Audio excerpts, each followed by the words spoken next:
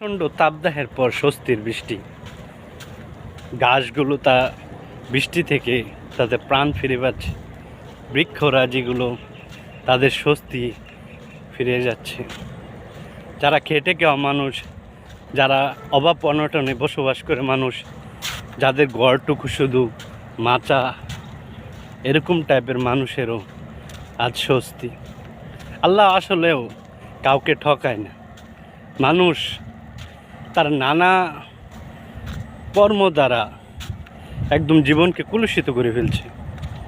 মানুষ চিন্তা করে যে আমার সারা জীবন এককভাবে যাবে, এভাবেই যাবে, কিন্তু আসলেও বিষয়টা তেমন না।